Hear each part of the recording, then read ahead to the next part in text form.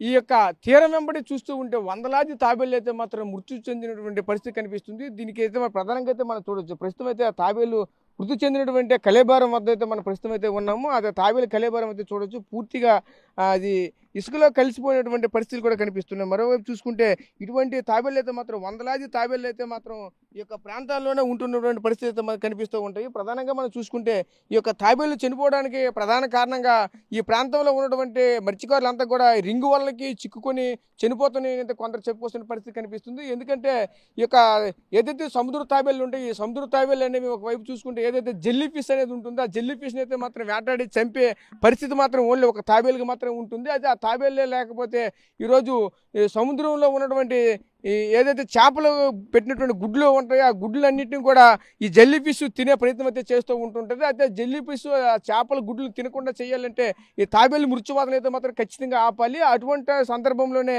ఈ యొక్క ఏదైతే ఈ తాబేళ్ళు అయితే మాత్రం మృతి చెందిన పట్ల అయితే మాత్రం మత్స్యకారులు కూడా ఆందోళన చెందుతున్న పరిస్థితి కనిపిస్తుంది. ఎందుకంటే ఈ యొక్క మృతి చెందిన పట్ల అయితే మాత్రం మత్స్యకారులు తీవ్ర ఆందోళన రేకెత్తిస్తున్న పరిస్థితి కనిపిస్తుంది. ఎందుకంటే రానున్న రోజుల్లో ఇటువంటి తాబేళ్ళు ఈ విధంగా మృత్యు కంటిన్యూగా చనిపోతూ ఉంటే ఇటువంటి పరిస్థితులు కానీ ఏర్పడుతుంటే మాత్రం రానున్న రోజు మత్స్య సంపద అనేది పూర్తిగా నాశనం అవుతుందని అయితే మాత్రం చెప్పుకొస్తున్న పరిస్థితి అయితే మనకు కనిపిస్తున్నాయి. అయితే దీనికి సంబంధించి మనతో పాటు మాట్లాడడానికి స్థానికంగా ఉన్న మత్స్యకారు కూడా మనతో పాటు ఉన్నారు. ఆయనతో మాట్లాడి మరిన్ని వివరాలు తెలుసుకునే ప్రయత్నం అయితే చేద్దాం. చెప్పండి, అసలు ఏంటి ఎక్కడికైనా చూస్తుంటే వందలాది తాబేళ్ళు అయితే మాత్రం కంటిన్యూగా ఇలాగా ఎక్కడికక్కడే చనిపోయిన పరిస్థితి కనిపిస్తుంది. పూర్తిగా ఇసుకలో కూలిపోయిన పరిస్థితులు కూడా కనిపిస్తున్నాయి. ఏంటి దాంతో ఎలా జరుగుతుంది, ఏంటి దాంతో? చాలా రింగుల వల్ల అంటే వచ్చే ఒక 15-11 వచ్చేస్తారు ఇప్పుడు.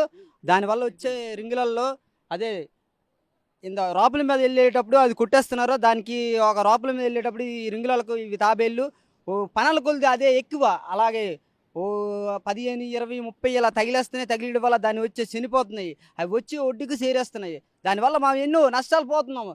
ఇలా కారణం ఏంటంటే ఈ రింగులలో ఆపాలంటే ఏ ప్రభుత్వం చెప్పినా వినట్లేదు. అసలు ఆ ప్రభుత్వం ఏ ప్రభుత్వం కలెక్టర్ గారు, ఎమ్మెల్యే, సీఎం మొత్తం ఎవరు చెప్పినా మా బాధలు మాత్రమే చెప్పుకోవట్లేదు సార్. అసలు ఇలా వచ్చే కొంతమంది ఇలాగ పై దేశాలు రాష్ట్రం, మహారాష్ట్రం, ఇలాగ మద్రాసు, కర్ణాటక, కన్యాకుమారి, ఇలాగ గుజరాత్, ఇలా ఎన్నెన్నో దేశాలు వెళ్ళిపోతున్నారు సార్. ఈ సంపద లేకుండా ఈ సంపద ఈ రింగ్లలో ఆపారంటే ఆటోమేటిక్గా మేము మాత్రం సముద్రంలో చేపలు ప్రతి వాడు బతకడానికి అవకాశం ఉంది సార్.